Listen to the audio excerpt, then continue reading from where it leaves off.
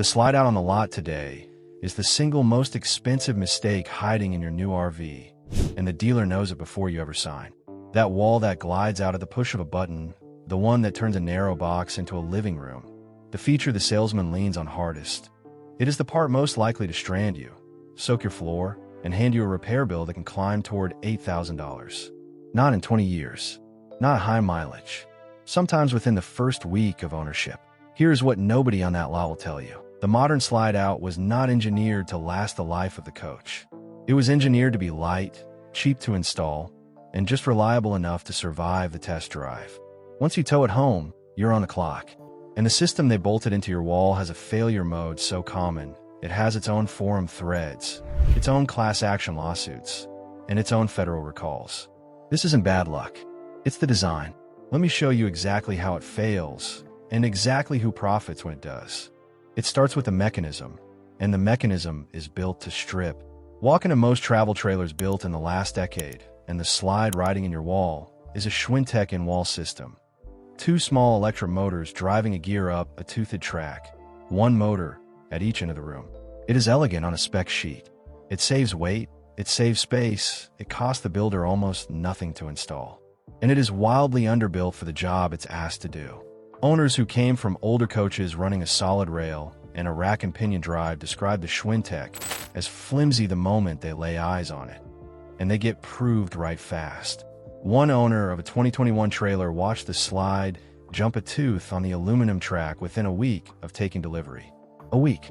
The gear teeth shear, the track chews itself, and the room loses its grip on the wall. You didn't abuse it.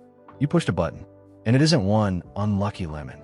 Owners report going through 2 and 3 slide motors on the same coach, replacing the same $150 part over and over because the underlying design keeps loading the entire weight of the room onto a mechanism that was never sized to carry it.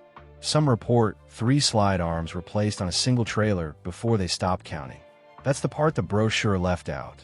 The thing that defines your entire floor plan is riding on hardware barely heavier than a garage door opener. And it only gets worse from here. The deeper flaw is the design itself. 2 motors that have to stay in perfect sync and almost never do. The Schwintek lives or dies on synchronization. Both motors must crawl at the exact same rate, watched by an encoder, so the room comes out square. The instant one motor drifts ahead of the other, a worn gear, a weak battery, a trailer parked an inch off level, the room cocks in its opening and jams. Owners described the sound the first time it happens as a gunshot. A crack so violent they were certain the wall had split in 2. The room lurches. The sidewall bows in and out as the motors fight each other. Pull the controller diagnostics, and you get a blink code, 6 red flashes, motor short circuit, and the hunt begins. And the cause is often brutal in its cheapness. A single tiny set screw holds each motor in place. And under the torque of dragging a room full of cabinetry, it loosens, shears, and lets the motor shift just enough to pinch its own wiring or wreck the encoder that keeps the whole thing aligned. One failure cascades into the next, and when it finally seizes with the room half out, the factory's own answer is almost comic. Unplug the motor cables from the controller and get enough bodies to physically shove the wall back into your coach by hand. That's the contingency they designed for. You are not imagining the noise. The system is eating itself, but the mechanical failure isn't even the part that should scare you. Here's where it stops looking like incompetence and starts looking like strategy. The seal that's supposed to keep weather out of that slide is failing too, and at least one major manufacturer got sued over what they allegedly did about it. In a federal class action filed in Florida in 2021, Goretsky versus Grand Design RV, the complaint runs 60 pages and centers on what it calls a slide box exterior seal defect. A seal that lets water pour into the coach during ordinary use. For the named owner, the result was a saturated floor, water intrusion, and mold that kept coming back, at one point returning in droves through the RV even after professional remediation. But the water is not the worst of it.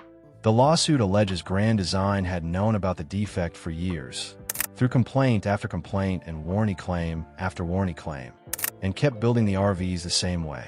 And it accuses the company of something colder still, applying superficial fixes it allegedly knew would not solve the problem, in order to run out the clock on your warranty period. Patch it, send you down the road, wait for the coverage to lapse, deny the claim.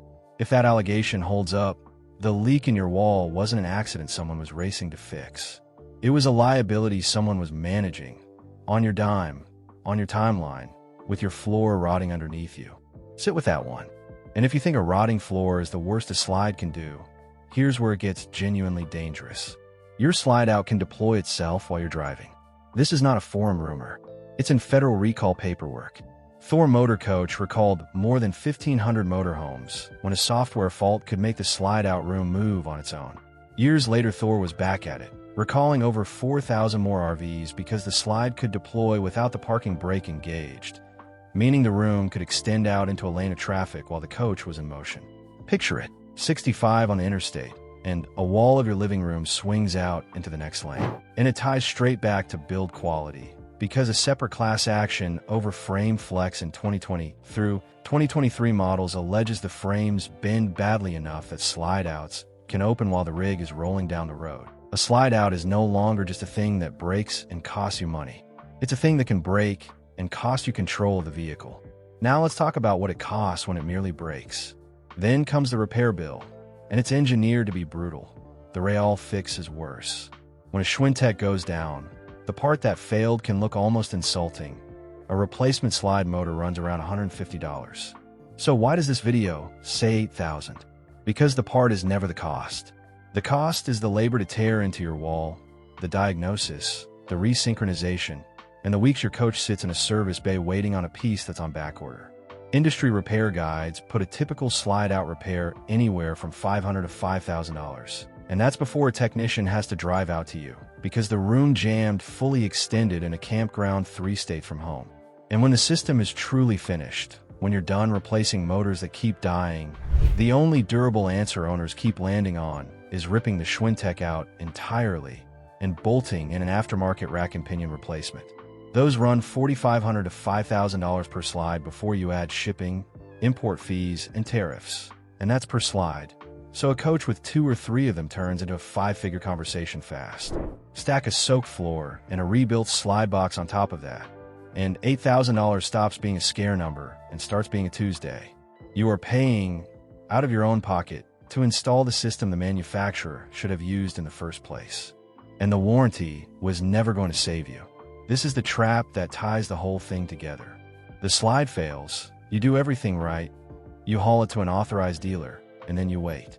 Owners report their coach sitting for weeks, sometimes the better part of a season, while warranty approval grinds and parts trickle in. One owner put it flatly. Even under warranty, he had no illusion the dealer would get to it this century, or know how to fix it when they finally did. Meanwhile, the camping season, you bought the thing for evaporates in a service lot. And remember what that lawsuit alleged about superficial fixes timed to outlast the coverage. The warranty isn't protection. To the company, it's a clock, and every week your rig sits unrepaired is a week closer to the moment your claim quietly becomes your problem. They're not in a hurry. They were never in a hurry. The clock only ever ran against you. The hurry is always yours. So here is the truth the lot will never say out loud.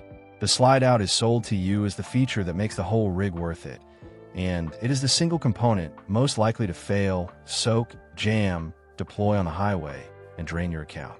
The people who build it know exactly how it behaves the moment it rolls off the line. Older coaches got by with smaller, simpler, heavier slides that just worked, or with no slide at all and an honest floor plan. What you're being sold today is more room, more motors, more failure points, and a warranty designed to expire before the truth catches up to you. The smartest RV buyers aren't the ones with the biggest slides.